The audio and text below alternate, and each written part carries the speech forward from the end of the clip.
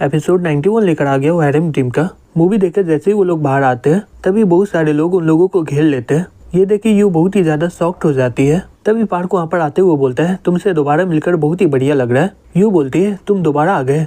चैन बोलता है यू क्या तुम इसे जानती हो क्या? यू बोलती है नहीं मुझे नहीं पता है कि ये कौन है। ये मुझे लाइन मारा था इसलिए मैं इसे सबक सिखाई थी, लेकिन ये दोबारा मार खाने आ गया है। पार्क बोलते हैं मुझे माफ करना कि मैं अपने बारे में बताया नहीं हूँ। मेरा नाम पार्क है। अगर तुम्हें मेरा नाम समझ में नहीं आ रहा है तो तुम ऑनलाइन में मेरा नाम को सर्च कर सकती हो। हे लड़के क्या तुम इसके बॉयफ्रेंड हो क्या? मुझे तुमसे कुछ बात करना है। अपना मास्क को निकालो। चैन बोलता है निकल जाओ यहाँ से, नहीं तो तुम इसके लिए पछताओगे। पार्क बोलता है इतना गुस्सा करने की जरूरत नहीं है, पहले ये देख लो। तभी कुछ आदमी आके उसके सामने बहुत सारा पैसा रख देता है। ये देख के वहाँ के सब लोग शॉक्ड हो जाते हैं, बोलते हैं वाह ये तो बहुत ही ज्यादा पैसा है। चैन अपने मन में बोलता है ये शॉप करना चाह रहा है। ये दोनों बॉक्स में ज्यादा से ज्यादा 10 मिलियन होगा। मैं तो 1 मिनट में लाइव स्ट्रीम में बहुत ही ज्यादा पैसा खर्च कर सकता हूँ। पार्क बोलता है मैं तुम्हारे गर्लफ्रेंड को एक रात के लिए डिनर के लिए बुलाना चाह रहा हूँ। अगर तुम इसके लिए राजी हो जाओगे तो ये सभी पैसा तुम्हारा हो जाएगा। यू चैन को बोलती है बॉस मुझे इसके बारे में पता चल गया है। ये सैमसंग कंपनी का ओनर का बेटा है और इसका रेपुटेशन बहुत ही ज्यादा बेकार है।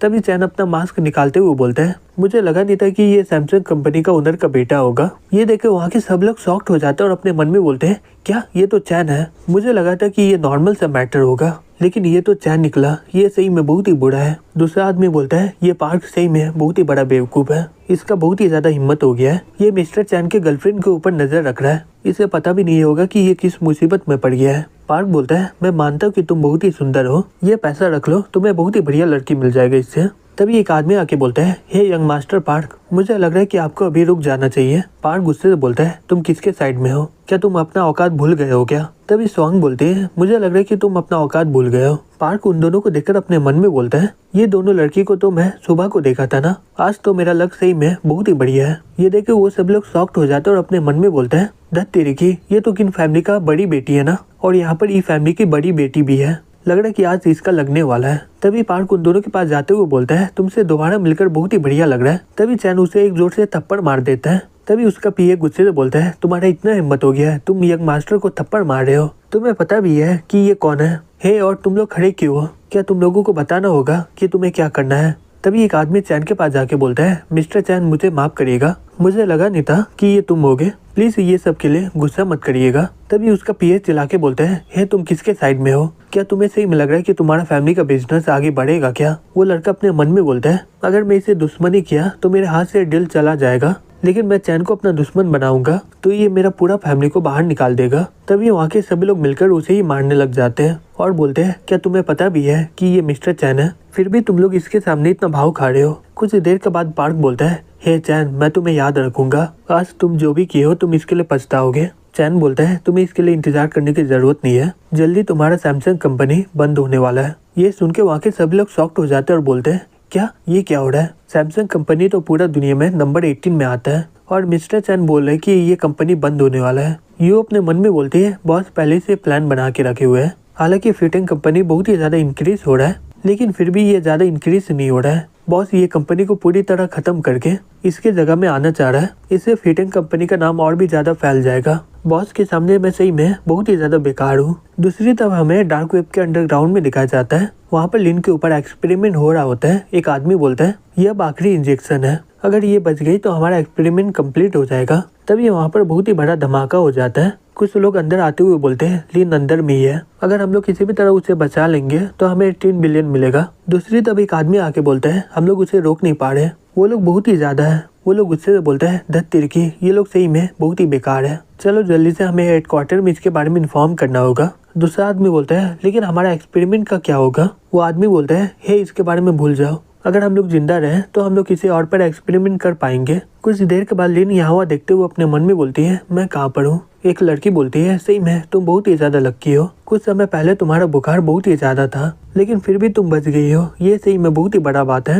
लिन बोलती है तुम मुझे क्यों बचा रही हो? तभी एक आदमी बोलता है हमें मिशन मिला है तुम्हें वापस चाइना ले जाने के लिए। लिन बोलती है मिशन कौन दिया है तुम्हें? वो आदमी बोलता है नहीं हमें नहीं पता है, वो आदमी 10 मिलियन डार्क कॉइन का बाउंटी रखा है, डॉलर में ये अमाउंट 3.7 बिलियन होता है। दुनिया के सभी असैसिन तुम्हें बचाने के लिए अपना पूरा मेहनत कर रहे हैं। लिन अपने मन में बोलती है ये पक्का चैन ही होगा, ये अभी भी मेरा परवाह कर रहा है, मैं इसके साथ इतना बुरा की ये फिर भी मेरा इतना साथ दे रहा है, वो लड़की लिन को देखकर अपने मन में बोलती है ये रो क्यों रही है, क्या ये पागल हो गई है क्या। तभी अचानक से वहाँ पर कोई हमला कर देता है। एक आदमी बोलता है धत तेरी की, ये लोग यहाँ पर आ गए हैं। वो लड़की बोलती है आगे में एक फैक्ट्री है, वहाँ पर चल के हम लोग अलग अलग हो जाएंगे। तभी वो लोग वहाँ पर पहुँच के यहाँ वहाँ भागने लग जाते हैं। फिर वो लोग अंदर आके उन सभी को मार देते हैं। एक आदमी फोन करके बोलता है वो एक्सपेरिमेंट यहाँ पर नहीं है, वो यहाँ से भागने में कामयाब हो गई है, दूसरा टीम को उसके पीछे भेजो। दूसरी तब लिन बोलती है मुझे माफ करना, ये सब मेरी वजह से हो रहा है। वो लड़की बोलती है हे बकवास करना बंद करो, तो मैं बचाने के लिए सभी लोग अपना जिंदगी को दाव में लगा रहे हैं।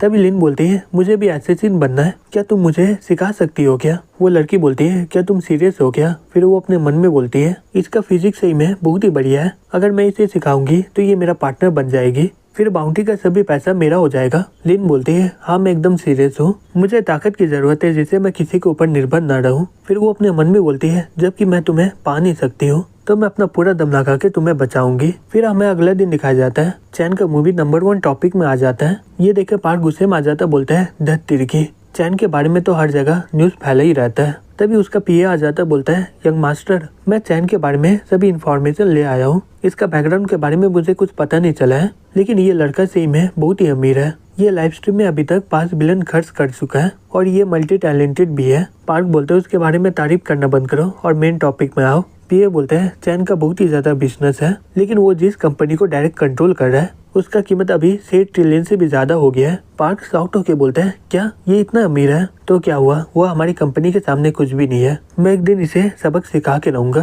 पीए बोलते हैं यंग मास्टर आज मिस्टर किन का बर्थडे है, अगर आप उनसे कनेक्शन कर लिए तो इससे हम लोग आराम से चैन को सबक सिखा पाएंगे। पार्क बोलता है हाँ मुझे पता है, वहाँ पर किन और ये फैमिली की बेटी भी आने वाली है ना, अब मुझे किसी भी तरह उन दोनों को अपने प्यार में फंसाना होगा, पता करो कि ये मिस्टर किन को क्या पसंद है और वही चीज हम लोग गिफ्ट के तौर में देंगे, अगर वहाँ पर चैन आएगा तो मैं उसे सबक सिखाऊंगा। वो आदमी बोलता है ठीक है मास्टर। दूसरी तरफ सॉन्ग फोन करके बोलती है हे चैन तुम्हें आज किसी भी तरह बर्थडे पार्टी में आना है। चैन बोलता है चिंता मत करो मैं होटल में आ गया हूँ, और वो अंदर जाते हुए बोलता है पहली बार मैं इतना महंगा सूट खरीद के पहन रहा हूँ, ये सही में बहुत ही अजीब लग रहा है मुझे। तभी वहाँ पर कुछ लड़कियां आ जाते बोलती है हे रुक जाओ, क्या तुम हमें अपना नंबर दे सकते हो क्या। चैन वहाँ से जाते हुए बोलते हैं नहीं मैं बहुत ही बिजी हूँ। वो लड़की बोलती है बहन ये पहली बार हो रहा है ना कि कोई हमें मना करके चला गया यहाँ से। दूसरा लड़की बोलती है रुको ये लड़का तो चैन है ना। फिर वो दोनों उसके पास जाके बोलते हैं मिस्टर चैन मुझे माफ करिएगा, मुझे लगा नहीं था कि ये तुम होगे, मैं तुम्हारा नया फिल्म देखी थी वो सही में बहुत ही बढ़िया था, हम दोनों तुम्हारी बहुत ही बड़ी फैन है।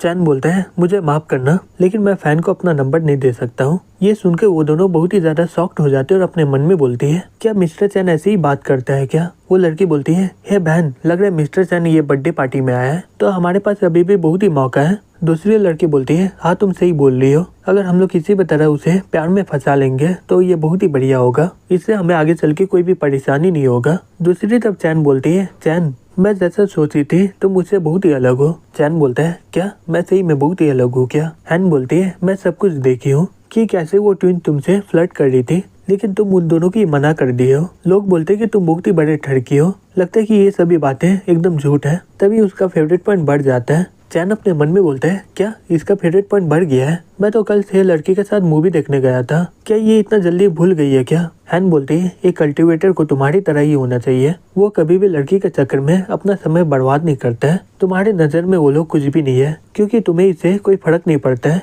क्योंकि तुम्हारा गोल है पूरा यूनिवर्स को जानना। चैन अपने मन में बोलता है क्या मैं इसे बता दूं क्या कि ये कल्टीवेटर का नॉवल कम से कम पढ़े। हैन बोलती है हे चैन क्या तुम आज रात को मेरे साथ डांस करना चाहोगे क्या। चैन उसका हाथ पकड़ के बोलते हैं हाँ बिल्कुल, मैं इतना सुंदर लड़की को मना कैसे कर सकता हूँ। ट्विंस ये सब देख रही होती है और बोलती है मुझे विश्वास नहीं हो रहा है, ये तो ये फैमिली की बड़ी बेटी हैन है ना। उसकी बहन बोलती है ये बोलती है कि इसे कोई भी लड़का का जरूरत नहीं है, लेकिन ये हमारी तरह है,